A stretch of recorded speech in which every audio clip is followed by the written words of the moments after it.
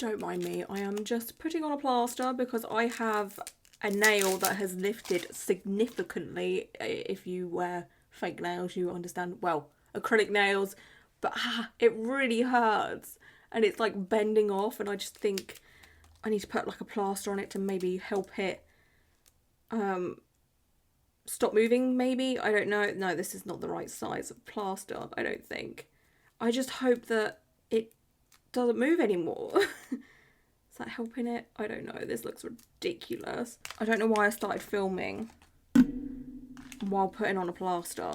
Who am I? Who do I think I am? Like, that looks freaking ridiculous, but you know, like, we've got to do what we've got to do. And these are the cutest plasters of all time. They're like tattoo plasters. I got them from Tiger, I think it's called. Yeah, Tiger. Anyway, hello my darlings. I hope you're all doing very, very well. In today's video, we're doing something a little bit new. It kind of gives me Am I the A-hole vibes, but it's different. I don't know how, but it's different. Basically, I was scrolling through my Reddit homepage. I'm joined to like Housewife Reddit and RCPD Reddit, which is the condition I have, and I just scroll through there looking at posts every now and then, but sometimes you'll get the odd post from a subreddit that you're not joined to, if that makes sense. And one come up from this Reddit called TrueOffMyChest, and I was like, what's this? So I read the post. It was not tattoo related, and I was like, oh, this is interesting. I wonder if there is any tattoo ones. There is. So I was like, oh, we should make a video on this because I want to read these and like do a reaction to the whole situation, and I want your feedback on these as well, and like I do with the Am I the A-hole ones, because I love reading the comments on those videos so much. So I thought we could do it for this one as well. Like, let's see what the crack is with this. The first one I want to read is, my fiance got a face tattoo without talking to anyone. So this could be very interesting. It says, I am honestly stunned right now. My fiance, Kim, I have just learned is completely insane.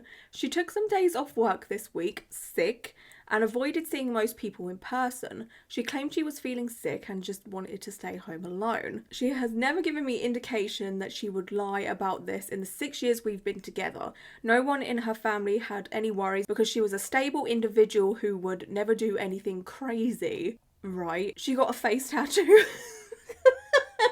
When people in my world say that, you know, someone's is like stable and then they would never do anything crazy and then it's leading up to something that they've done that could be crazy, my mind thinks murder, okay? I think this person has murdered someone, or they have just done some completely unhinged behaviour that's just, you know, worthy of jail time, right? Not a face tattoo. Like, I get face tattoos are pretty extreme, okay? Even for me, I am still very on the fence of ever getting a face tattoo that isn't cosmetic, because I have my eyebrows tattooed. I have some freckles tattooed on my face. But as for like designs and stuff like that, I'm still very much on the fence. But I would never call someone with a face tattoo crazy, you know? Like, anyway, she took 3 sick days from work to recover from the fact that she got a face tattoo. I mean, getting tattooed is quite an ordeal. You know, I'm sure we've all had tattoo sessions where we've been like, whoa, that's really taking it out of me.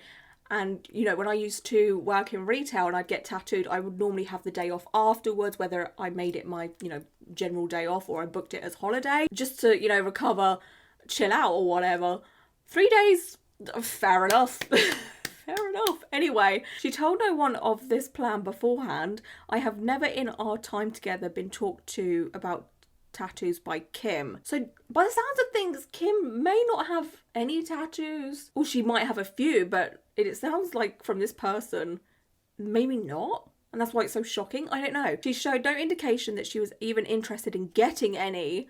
Oh gosh. I was not even the first to learn. Her sister visited her because she got worried after Kim cancelled meeting with her for lunch on her 3rd day sick and got the grand reveal. She didn't tell anyone beforehand because she didn't want to be talked out of it. Fair enough. I mean, sometimes it is best not to get other people's opinions, especially for something so crazy and hid the results. I think that means and hid the results because the swelling and redness were so bad that we would react badly and not be able to understand the artistic meaning. Kim is Asian American. She got Japanese symbols going down her forehead and under her eye. Wow, okay, so that sounds like a big face tattoo. I don't know the meaning of them. I don't really know if I care to know the meaning of them. Ooh.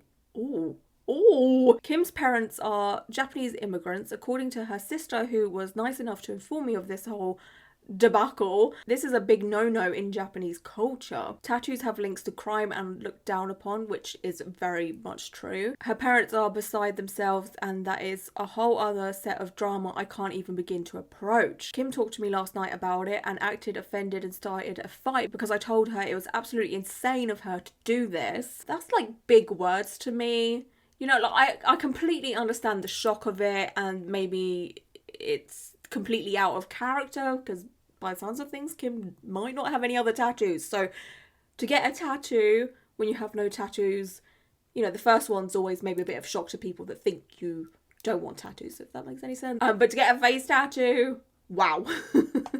That being said, though, the person that's written this seems so, I don't know. Anyway, she works in a public-facing job. She talks face-to-face with clients in the financial industry. The minute her boss finds out the career that she went to school for will be over. Holy hell. She actually didn't consider her job or family or me at all and decided a long time ago she was going to express herself freely without any concerns. Well, to be honest, when you get a tattoo, you should not consider anyone else but yourself, unless it is, you know, a racist, offensive, homophobic tattoo, because just don't be getting those, right? Other than that, it's nobody else's business, in my opinion. I cannot comprehend what I'm even supposed to do now. Wow, okay. Dramatic much. Kim's lost her mind. Is there any chance I will be happy married to this? A woman who went and got a face tattoo and hid the fact because she knew we would all talk her out of it. Dear Lord, I really need to run, don't I? Oh my God.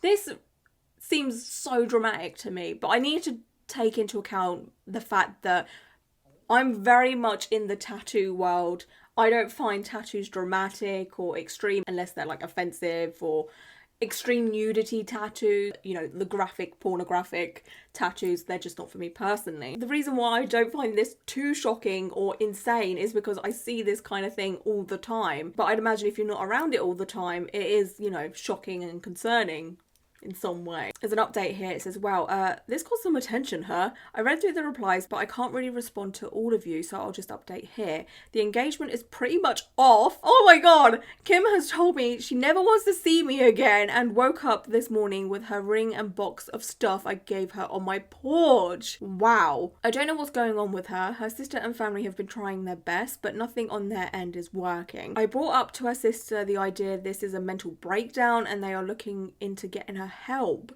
It's painfully slow considering Kim is not responding to anything and is refusing to talk to anyone. It's really strong and bold to throw around the mental breakdown accusation because this, I don't know. I mean, is this out of character because you truly never know someone?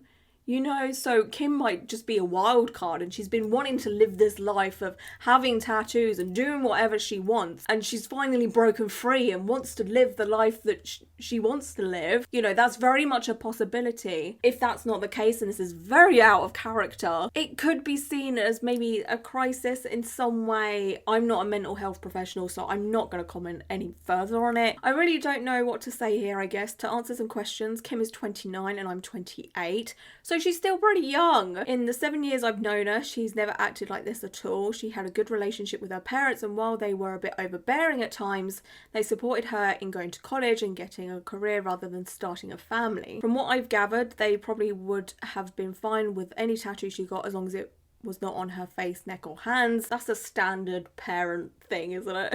Even then, this kind of behaviour is as far from Kim as I could have imagined. She just lost her mind out of nowhere. It's not like I can do anything about it either. She's blocked my number and does not want to see me. I'm just at a loss for words. One day I'm engaged and then I think that's next, I'm not, and my ex has a face tattoo.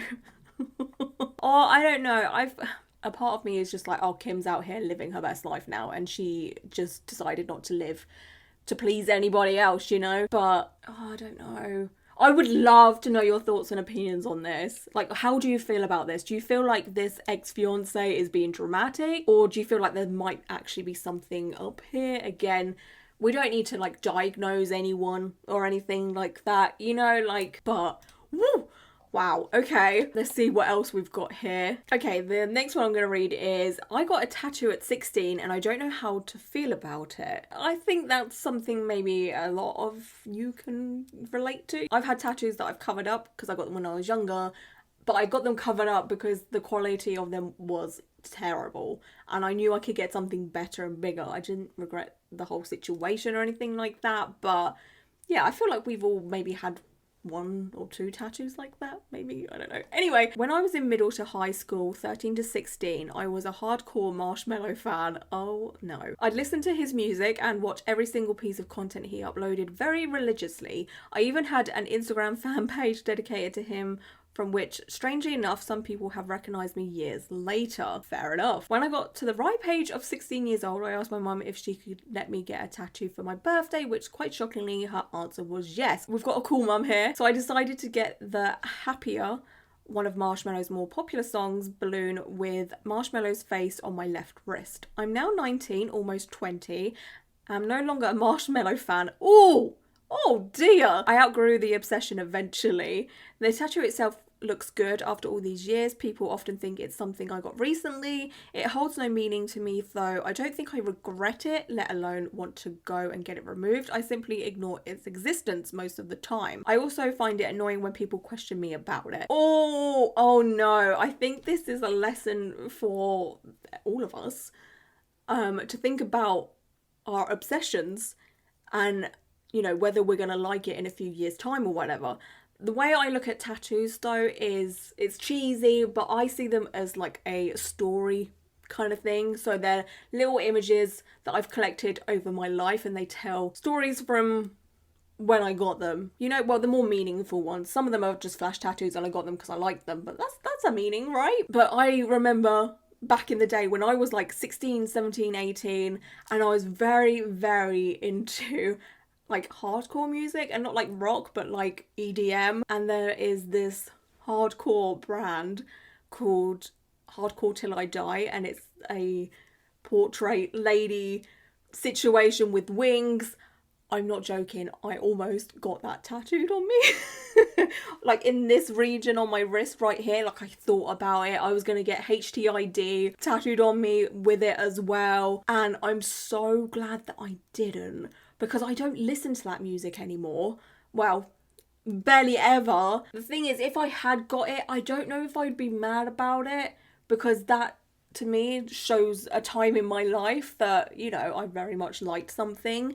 And sure, I might not like it that much anymore, but it's like, that's to me one of the charms of getting tattooed and having tattoos. And if you yourself are struggling with a tattoo that you don't like anymore, or you're not, you know, into the band that you got tattooed on you anymore, and you're not sure whether to cover it or laser it off or keep it, try and have the mind frame of, well, once upon a time this meant a lot to me, and hopefully this person kinda lives with it or sees it as a good time in their life, because Marshmello obviously meant a lot to this person, you know. Okay, the next one I'm going to read here is, I ran into my late husband's partner in therapy and saw that she got a tattoo of his name. Oh, drama. Okay. My husband, 37, passed away 4 months ago from a chronic illness that he suffered with for a long time. Oh, that's so sad, and so young as well. He was enrolled in group therapy with other patients suffering the same condition and met a female patient, his therapy partner. Her name is Mackenzie. She's 33. She's always been nice to me, but I always had a thought in the back of my mind that she maybe, quite possibly, had a thing for my husband. When your gut says something's going on, something's going on, okay? It's just, I just feel like when you know, or you can get a vibe, or just trust your gut in these situations, you know, like okay, anyway, she used to spend a lot of time with him, like a lot of time, but I couldn't complain since she always said that all they talked about was therapy. She showed up to his funeral, made a whole post about him on social media, and last week I was at the grocery store and she happened to be there. We greeted and talked, then I noticed her new tattoo. She has lots of them, which was my husband's name on her shoulder. I was completely baffled. I didn't outright ask her about it as she has noticed me looking at it. I ended the conversation pretty quickly, then left feeling absolutely horrible. I got home and couldn't help but think that she and my husband had at least some sort of an emotional relationship. There's a lot of unexplainable incidences that now make sense, like him forgiving his hat with her after therapy, and finding a bracelet near his bed when he was hospitalized. What? Oh, hell no. I keep thinking about all of that and I can't help but feel utterly devastated. I'm both mad and frustrated because I have all of the signs there telling me there must have been something going on between them, and it hurts because it feels like the biggest betrayal. Although I get how his mental health was at the time and he probably needed support, but I'm feeling devastated and cannot even look at pictures I have of us, him and I. Oh, okay, so I personally, I mean, I'm not there, don't know the whole situation, obviously, but you find a bracelet near the bed, and then he gave this Mackenzie person the hat or something like that. Oh, red flags are flagging. Red flags are flagging. I mean, obviously, it's very sad that this husband has passed away and went through something obviously horrible. I can imagine that the husband did find comfort within Mackenzie, who, for whatever reason, probably knows a lot about whatever illness that they have got. You know, it does help to talk to people with the same illness because they're the only ones that understand. They are the only ones that understand the struggle and all of that. I can't relate on an extreme level, but I have this condition called RCPD, which never sounds dramatic. It basically means I can't burp, but I get a lot of side effects. It literally has taken over my life at this point. I cannot function every day like a normal human being. You know, I'm always in pain and in discomfort because of it. And unless you have RCPD, you don't understand it. So I always find so much comfort in looking at the Reddit no burp page because it's full of people that are like me and completely understand what I'm going through. So I love reading the posts and I just feel not so alone. I'm sure there's people watching that can understand what I'm saying. Unfortunately, I hope you're okay, obviously, but you know, it's nice to talk to people that are going through the same thing and can relate, as opposed to someone that just doesn't understand. They don't get it. They don't understand how ill you feel or how mentally drained you feel. So it's nice that the husband had that support there. He probably should have leaned on his wife a little bit more, but again, if the wife didn't have the same condition, it's kind of hard, you know. So if I was in this situation, I'd be happy that my husband did have someone to talk to and get through the whole situation with, but I feel like the lines may have got blurred a little bit there. You know, like I feel like it might have lent into something more than just support, you know, with like the whole bracelet situation, okay? Like, oh. Anyway, I'm not an advice channel. What the hell? This is about the tattoo, but the fact that she got the tattoo. Wow. But again, like if they formed like a close bond or whatever, Mackenzie is very much allowed to grieve the loss of this person. They obviously meant a lot to each other. A tattoo's a bit extreme, but people deal with grief in so many different ways, you know? But the original poster, in my opinion, has every right to be upset about the whole situation and to be questioning everything, because I certainly would. You know, if I knew it was just truly a friendship, then I'd be like, okay, cool, whatever. But if I found the bracelet and the hat's gone missing, I would be so upset. Okay, my darling, so that's it for today's video. I just want to say thank you so much for being here and hanging out with me. I appreciate you all so, so much. And I hope you all stay safe and well. And until my next video, bye.